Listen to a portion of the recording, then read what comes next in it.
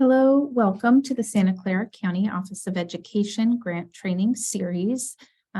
Today we'll be reviewing how to work on an executive summary. The purpose of this training is to equip participants with the knowledge and skills to write an executive summary for a project or program. My name is Rochelle Harding. I am the Associate Grant Writer and Research Analyst at the Santa Clara County Office of Education in the Grants, Partnerships, and Operations Department. And I will be walking you through today's presentation.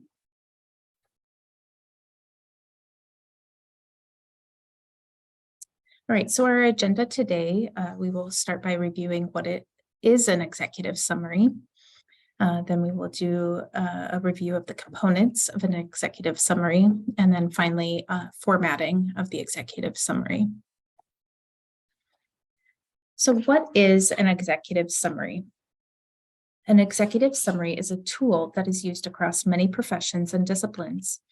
Its primary purpose is to provide a short, often one-page, high-level overview of your project, organization, or program.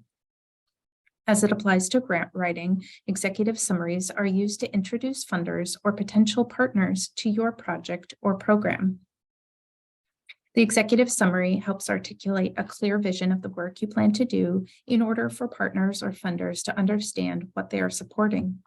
The executive summary also helps define the scope of your project or the program, and this helps avoid mission drift and misaligned partnerships.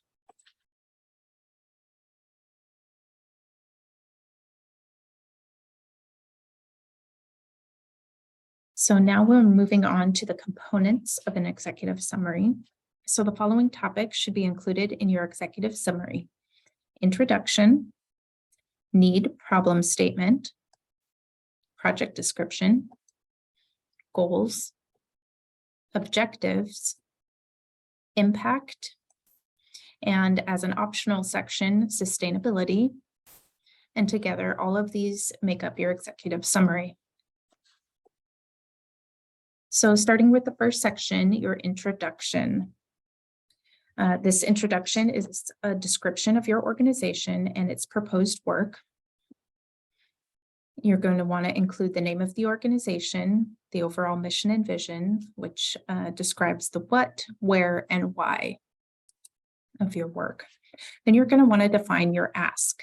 How much money does the project or program cost to implement? Be confident and state your need up front. If you believe that your project is valuable, you're more likely to convince the funder that it is valuable as well and more likely to be successful. Use real estimates to calculate your costs. Do not embellish or underestimate costs. What will you do with the funding? What will the funding provide? This statement is going to be somewhere around 3 to 4 sentences for your introduction.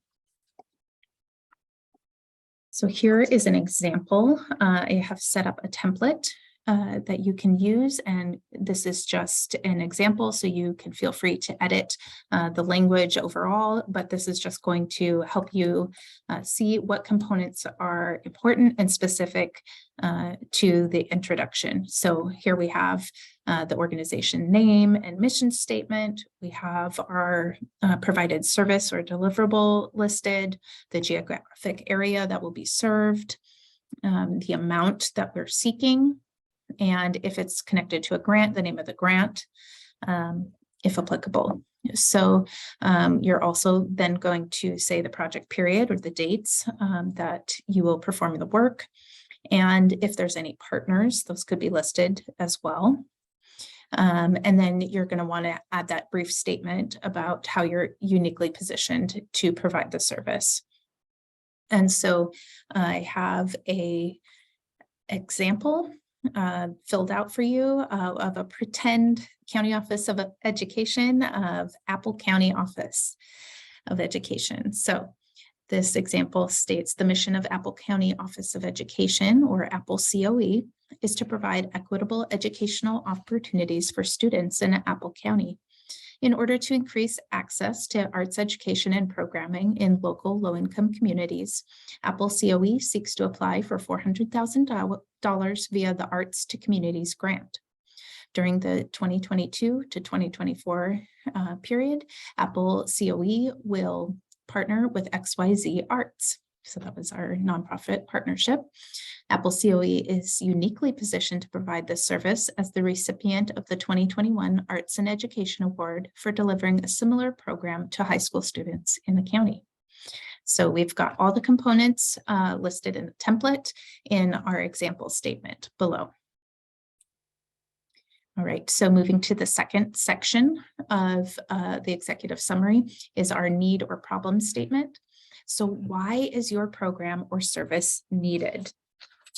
You're going to want to use current data from a credible source and include a citation of the source where if the funder wants to, review and look up more information on that, they can do so. And this is going to just strengthen or bolster your statement. And keep this brief, 1 to 2 sentences. So for the need or problem statement, it's a little too specific per project or for each grant or program. And so we don't have a template for that, but I have 2 examples for you here of different ways to format a need statement. So need statement number 1 says 60% of schools do not have arts programming in Apple County.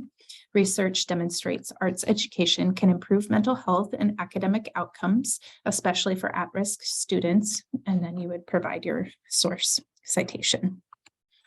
In the second example, the project will address youth mental health crisis in California as documented in the 2022 California Children's Report Card through trauma-informed arts education in order to improve outcomes related to youth mental health during the next 2 years. So as you can see, we've listed our why.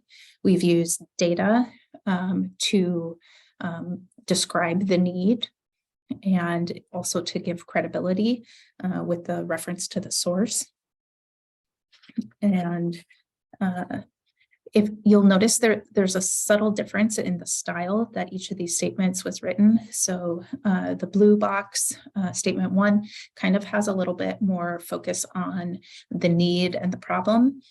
And that could be mirrored from the way the funder communicates. If you're going after a grant and you want to kind of reflect that language, or if you're just describing a project that you're doing, you could use this approach.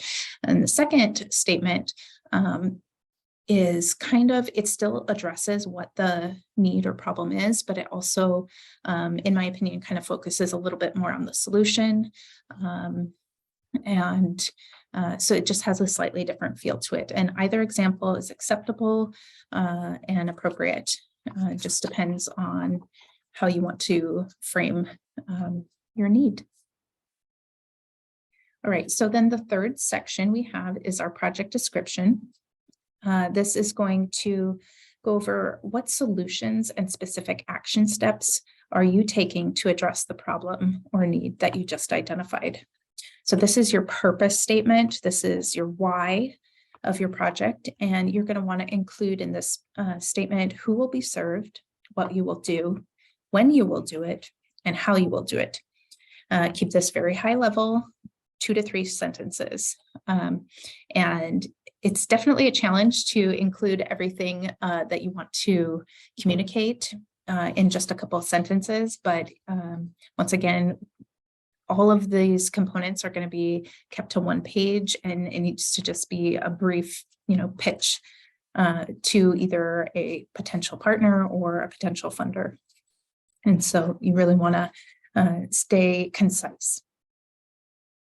Okay, so executive summaries can be written for programs or for specific projects.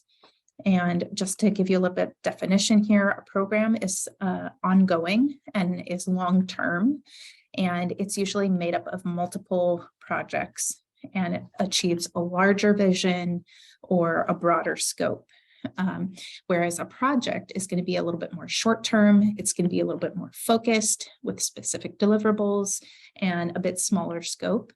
And as I mentioned, many projects will make up a program. So when you're writing your executive summary, try to identify, am I writing about a specific project, or am I writing in general of my whole program?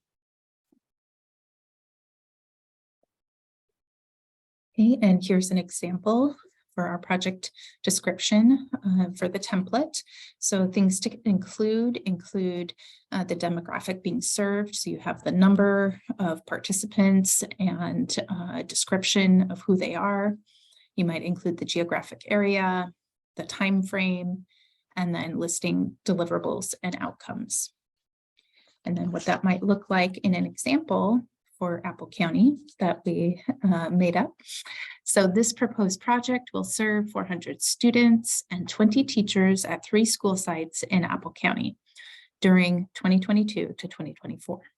The project includes 4 professional development workshops to train teachers how to integrate art into multidisciplinary subjects. In addition, XYZ Arts will facilitate quarterly student art classes in order to increase equitable access to arts programming and improve student outcomes. So you can see that we added all the key components and information in a very succinct statement, 3 sentences. So the second example of a project description could be that you list your program name and you are saying that you're proposing a pilot project. You're going to give the name of the project and a description of the problem or topic to be addressed in a certain geographic location. And then instead of giving a specific year breakdown, you can say, like, in year 1 we'll do this, in year 2 you will focus on these deliverables. So for example, the Apple COE Arts Department proposes a pilot project, Art for All, to assess the attitudes of students, teachers, and families around the importance and impact of arts education. Year 1 will focus on hosting arts education workshops, professional development events, and community art festivals. In year 2, an evaluation will be conducted and shared with the community at a culminating event describing the impact of the project. So the next section of your executive summary is going to be your goal statements.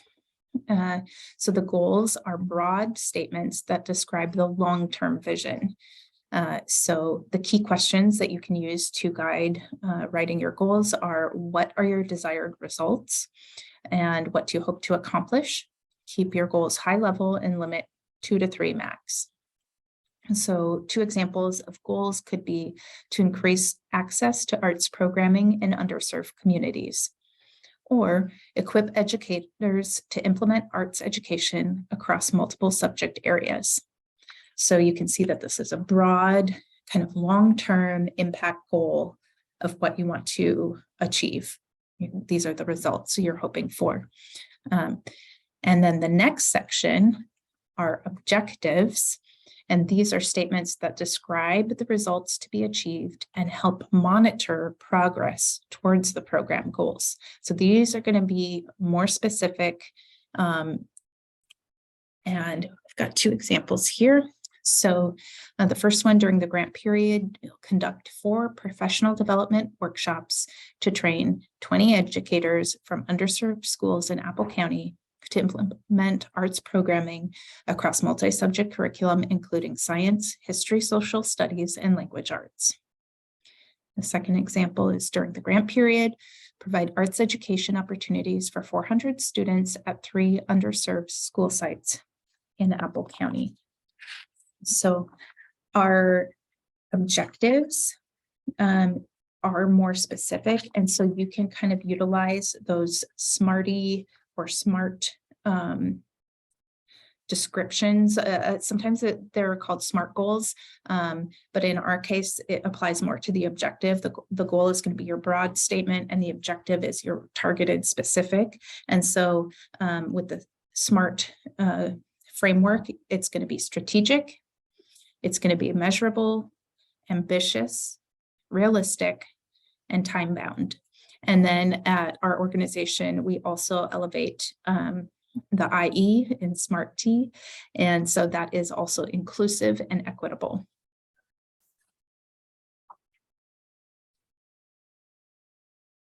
Okay. And the final section of your executive summary is going to be describing your impact. So what are the results, that you are hoping the outcome to be of your work? So examples of these outcomes or impacts are improved student outcomes, such as test scores, attendance, mental health, and graduation rates. So this is going to be comparing before your program existed, what were, the percentages or the numbers that students reflected maybe in their test scores or in their attendance. And then after your program, what were those numbers? Did they demonstrate like improvement? Did they demonstrate increased, mental health or positive, feelings towards themselves, or which is kind of more of a qualitative measure, or was it quantitative in, the graduation rates, the number of students who actually graduated compared to prior to implementing the project?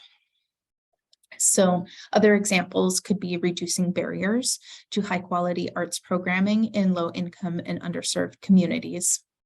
That could be an impact or an outcome of your project. Also increase teacher knowledge and skills regarding cross-disciplinary arts education. So basically what we want to see is who and what are changing and in what direction. So are we increasing knowledge? Are we improving or developing skills? Are we decreasing, rates of depression? Are we increasing access? Those types of things. So those are the impact outcomes of your project. So in order to measure your impact, you're going to have to identify measures that indicate movement towards your desired impacts. So these measures are called indicators. Let's see. So how will you measure success? This will be a 1 to 2 sentence statement, and examples of evaluation could be surveys, focus groups, attendance, work products, qualitative or quantitative measures. And just to define those two, the quantitative data is numbers-based. It is countable or measurable, like attendance, demographic information, taken by the census, or test scores. Those are all quantitative numbers-based data. But you can also measure qualitative data, which is a little more subjective and interpretation-based. It's descriptive and related to language. So this could be written or oral descriptions, observations, feelings, quotes, or stories from participants and their experiences. And this qualitative data is also very important because it kind of gives a more full background and understanding to the numbers-based data. And so having both really increases your ability to tell the story of the impact that you have made with your program and the progress that you've made towards those long-term goals. So an example could be improved test scores post-program indicate or point to the positive benefit of arts education on student outcomes. And then this last one, sustainability, is optional. And this is if you have space and often foundation grants will be interested in your sustainability over time. They want to know that they're not the only funding source, and that if their funding ceased or ran out, that your program wouldn't just end abruptly. They want to know that you've diversified your funding streams and thought through different ways to create a sustainable project or program. So examples of what you might be able to describe for sustainability include fee-for-services or earned income, individual donor campaigns, additional grant funding. Sometimes you can list, this foundation is providing, 30%, this foundation is providing 20%. And so it's, a diversified source of funding. And then it could be the blending and braiding of funding sources, like I mentioned, the diversifying, gaining internal buy-in as a funding priority for your team so that they know there's a long-term commitment. This isn't just one person's, initiative, and if they leave, then it falls apart. This is a organization, value. And then finally, building scalable models. So by mentioning that, we're starting small, and then we have a plan to expand. And that also indicates to the funder that you have thought through things and that you have a plan for the future so that their money will be invested well. So, okay. And then finally, just wanted to talk about some formatting guidelines for the executive summary. So you're going to want to follow any funder formatting guidelines if this is applicable to a specific grant that you're applying for. Sometimes grants require an executive summary, just giving this high-level description of your project. Once again, keep it short, 1 page, single-spaced in a clear font, size 12 point with 1-inch margins are typical requirements. However, just be sure to follow any guidelines that are described by a funder if you're applying for a specific grant. So there's kind of 2 different styles that you can use. As you can see, the example on the left, and kind of the style that we reviewed today is kind of more of a heading, and then you have your couple sentences of text, and then others have some bullet points there. And the purpose is a quick kind of elevator pitch of your idea so that people who are reviewing it can scan quickly and know exactly what they would be committing to.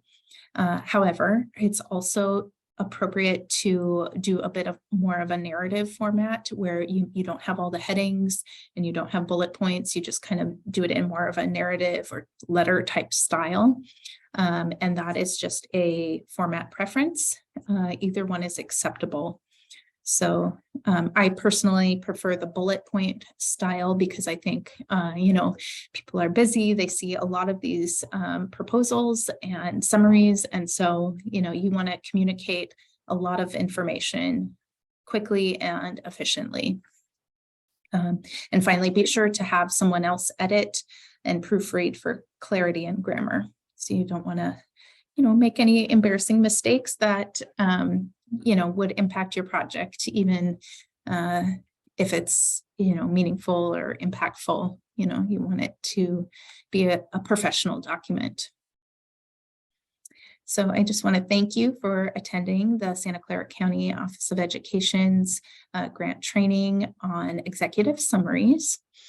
And additional resources can be found on our website or our YouTube channel on the playlist for the Grants, Partnerships, and Operations Department. If you have questions, you can email us at grants_office@sccoe.org. Please take a moment to fill out our brief Google survey to provide feedback on this workshop. And you can see the address on your screen, https://sccoe.to/execsummary.